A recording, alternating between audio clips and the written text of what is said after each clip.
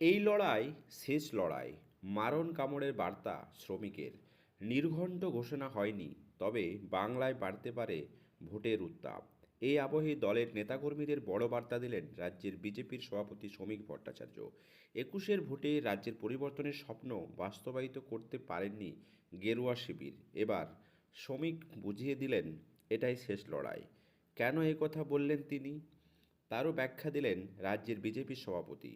গতকাল দেশের প্রাক্তন প্রধানমন্ত্রী প্রয়াত অটল বিহারী বাজপেয়ীর ১০১তম জন্মজয়ন্তী পালনের ন্যাশনাল লাইব্রেরিতে সুশাসন দিবস পালন করেন বিজেপি। সেখানে শ্রমিক ছাড়াও রাজ্য বিজেপির দুই প্রাক্তন সভাপতি সুকান্ত মজুমদার ও রাহুল সিনহা ছিলেন। বিধানসভার বিরোধী নেতা শুভেন্দু অধিকারী, বিজেপির কেন্দ্রীয় নেতা সুনীল বনসল সেই মঞ্চে ছিলেন। আর সেই মঞ্চ থেকে দলের নেতা কর্মীদের ২৬-এর নির্বাচনে ঝাঁপিয়ে পড়ার বার্তা দিলেন রাজ্য বিজেপির সভাপতি।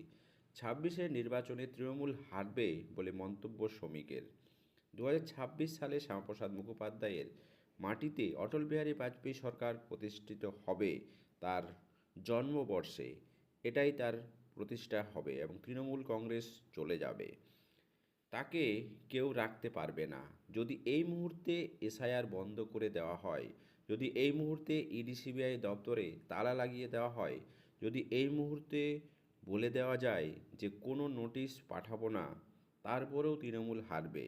তৃণমূল হারবে বলেই মন্তব্য করে তৃণমূল কর্মীদের সতর্ক করে বিজেপির রাজ্য সভাপতি বলেন, কিন্তু আপনারা যারা এখানে আছেন, চুপ করে বসে থাকার সময় নয় এটা। আজকে এসআইআর আপনাদের অংশ নিতে হবে। এই এসআইআর নিয়ে তৃণমূল বিভ্রান্তি সৃষ্টি করার চেষ্টা করছে। আমাদের ট্র্যাডিশনাল ভোট ব্যাংকের মধ্যে ভাগ বসানোর চেষ্টা করছে তৃণমূল। তৃণমূলের এই বিভ্রান্তিমূলক প্রচারে যাতে কেউ পা না দেয়, তার জন্য সতর্ক থাকতে হবে। আপনি কোনো দায়িত্বে রয়েছেন, সেটা গুরুত্বপূর্ণ নয়। এসআইআরে আমাদের প্রত্যেককে অংশ নিতে হবে। রোহিঙ্গা বাংলাদেশিকে খুঁজে বের করার দায়িত্ব সরকারের। এখন আর বক্তৃতা করলে হবে না। মানুষ তৈরি বিজেপিকে ভোট দেওয়ার জন্য, আর লোক দেখছে বিজেপি তৈরি কিনা। এই নির্বাচনে ডবল ইঞ্জিন তৈরির নির্বাচন। গঙ্গোত্রী থেকে গঙ্গার পর্যন্ত সরকার তৈরির নির্বাচন।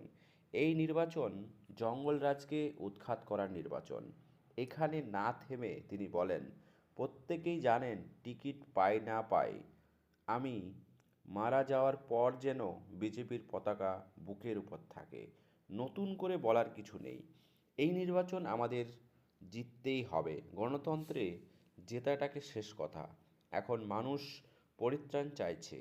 আমরা অনেক দিন কাটিয়েছি এবং হারবো জেনে কাটিয়েছি, কিন্তু আজ আমরা জিততে এসেছি, কারণ এই লড়াই শেষ লড়াই।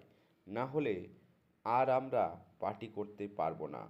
নিজের বক্তব্যে সিপিএমকেও আক্রমণ করেন শ্রমিক।